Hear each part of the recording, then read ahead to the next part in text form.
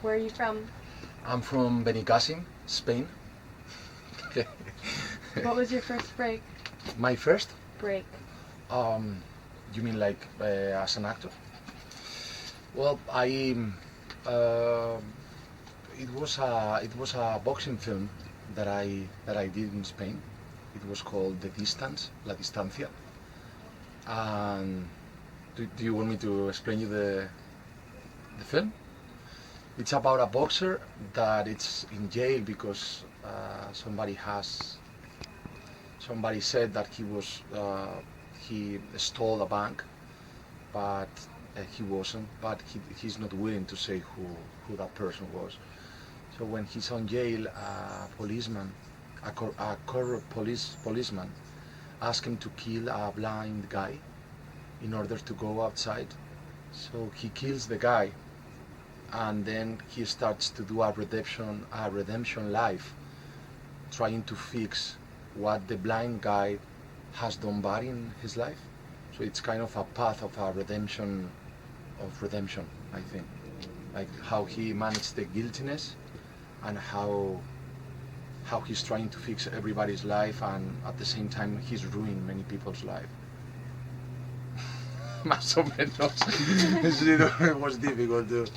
What have you been in?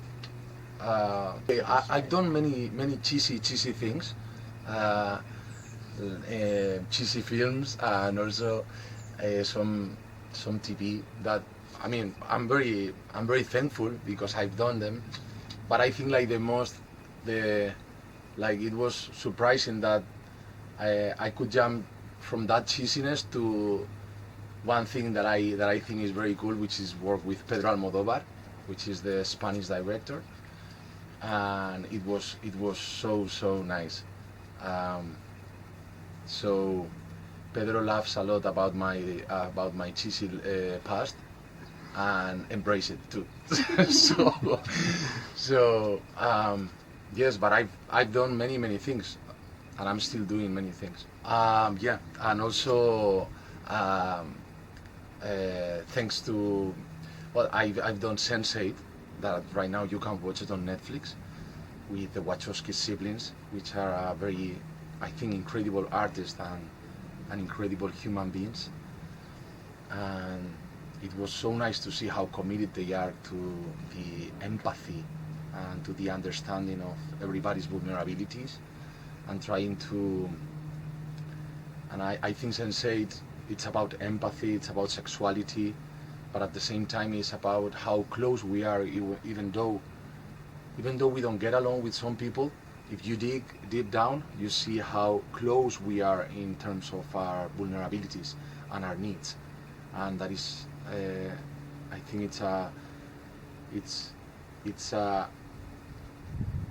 when I saw it in Lana's house, I woke up my mom. She came from Spain for the opening of the series, and I woke up my mom and I said, "Mom, I think like my kids in the future, they're gonna say, look, Papa, you've done many cheesy things, but this, it's a project that I think like they would be like, but this is cool to watch, and also it has a big heart." So I felt very happy when I saw the result, because I think it um, like it goes deep on the empathy, and I think that is one of the things that I am very interested on. How do you feel about this career? Now I'm realizing that my English is not as good as I think it is, when I'm in my house. But How do you feel about this career? I the I like very much the opportunities that this life is giving me through this career, like meeting the Wachowskis, for instance, and I think I started in this career, to be honest, like as without realizing what this career was, and I was very lucky. But the more I aging, the more I appreciate what it is to understand different personalities, and also how fun can this career be. How did you decide to become an actor? My auntie, she's a theater director, and I saw one of her rehearsals, and I started to be like curious about it. So I started to study, and I was lucky in some auditions. Who's your favorite actor who you look up to? One of my biggest references is Philip Seymour Hoffman, rest in peace, and Meryl Streep, Al Pacino, of course, Robert De Niro, Leonardo DiCaprio. I mean, I could say many names. There's incredible artists here, and also in my country, like Javier Bardem or Antonio Banderas. I have many references. I could go. The thing about mentioning people is that you're like putting apart people that you admire a lot, but I admire a lot Channing Tatum, some of the works he does, and also, what's the name of the guy that is in The Wolf of Wall Street? Yeah, Jonas Hill, Matthew McConaughey. Yeah, there's many people. John Turturro, Gary Oldman. I have studied all of them in a certain point, you know. Sometimes I like to get an actor. I like to see all of the filmography of an actor and just get inspired and see. The last actor was Gary Oldman. And I was driving with the car, and I have the DVD of Pulp Fiction in my car, and I was watching that little piece, that the speech that he gives to a young man because of the war and all of that, and all the watch that he's hiding in his ass for 7 years. I just love that movie. What would your ideal job be?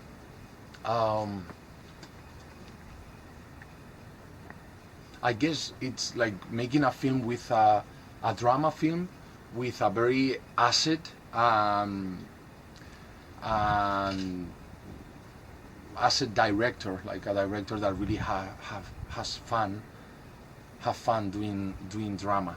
So trying to, like, there's some dramas where you can see the director hiding, that is laughing and not taking so serious the drama he's portraying. But it becomes very serious because, you know, it's like more a modest way of looking at it. So I think that would be my perfect world. Do you consider yourself... Wait, no, my perfect world would be like be surrounded by Al Pacino, of course, always. Maybe Al Pacino, Jennifer Lawrence, Meryl Streep, Leonardo DiCaprio, Javier Bardem. Yeah, all of them. Do you consider yourself to be lucky? Yes, I consider myself very lucky. What advantages do you have?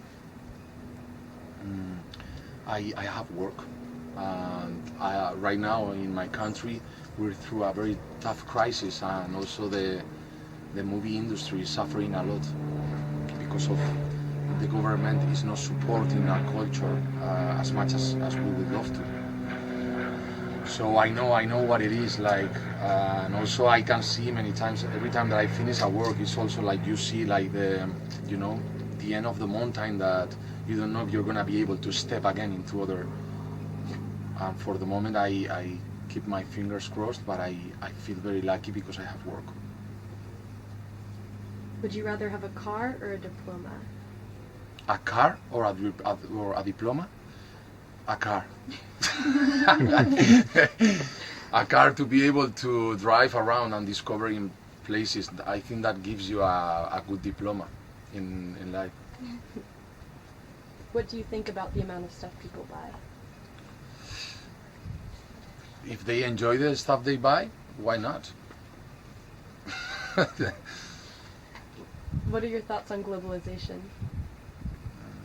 I think like there shouldn't be barriers, no borders. And now, as an immigrant, I know how it is, how difficult it is, you know, to be able to work in your dreamy place. And it was in Spain.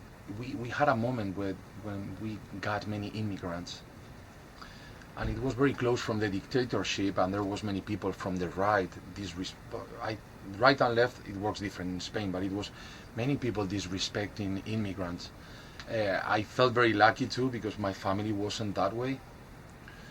But it makes me feel a lot when somebody, like when I step to some American citizen in the street and they help me, or it made me feel so good, and it made me realize like how difficult it is for many people to get into into another country because they need to make a living, and they need to move on because in their countries there's no work. So I guess like if you ask me about that right now, like the first thing that I think is like I wish I could go everywhere in the world without being stopped in the border for secondary inspection and losing airplanes, and also being able to to arrive to a place and be able to work. What does the future look like to you? The future, I want to see my future here in United States. It's very exciting for me to discover a new world that I'm not used to, and also like starting from zero, where you're not defined by the people surrounding you, and you can redefine yourself. Because and I think that is very interesting. So it really encouraged me a lot. I really like that sense that I'm in a new place and something is new. How do you feel about having children? I want to have family in the future, of course. I come from a big family, and I'm starting to understand my nephews. I know that children, I said to my sister, children is for people with a lot of energy, because she left me with my nephews for 2 days, and I was exhausted. But yeah, I mean, I remember when my niece fell asleep in my arms, and I started to. I was always a guy that very close to dogs, and I always thought I'm gonna have dogs in the future, but I never said children. But now I'm switching, you know. So my mother always laugh, and she says like, "Whoa, next girl that you're gonna fall in love with, Miguel." You're gonna go for it. And I say like, well, Mama, I don't know. But yes, I would like to have a family. What is your favorite way to communicate? Through touching, and yeah.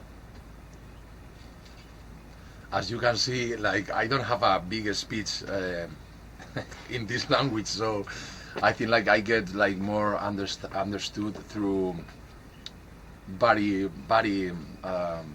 expressions.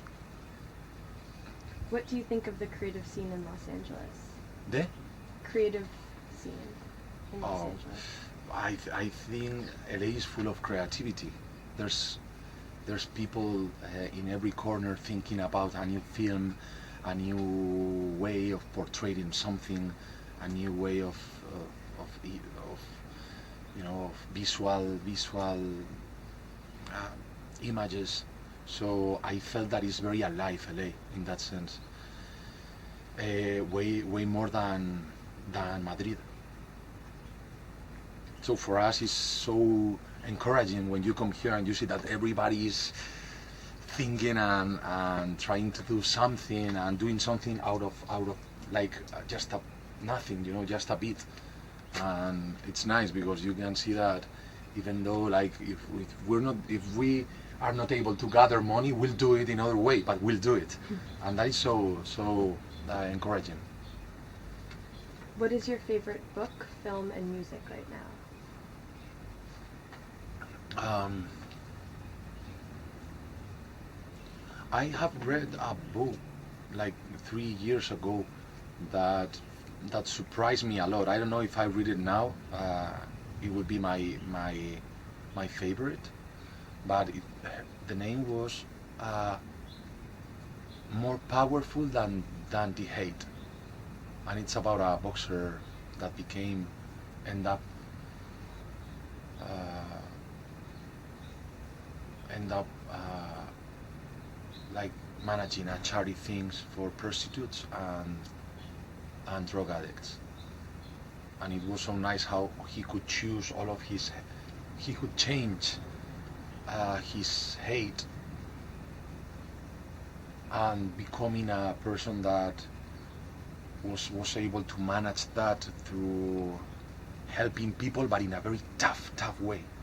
So I was very surprised by that book.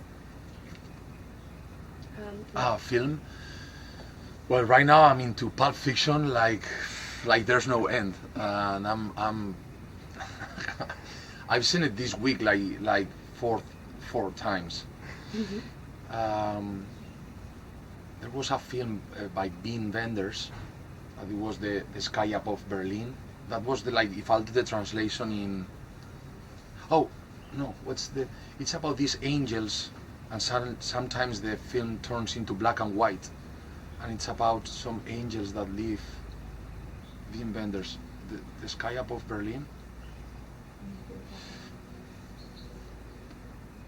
But also Pretty Woman, I think, is a great movie. So, music. I'm not that much. Oh, music like a singer.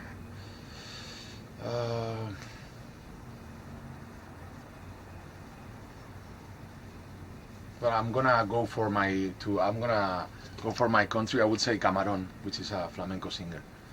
That it was very important for the flamenco culture. Okay. We're done.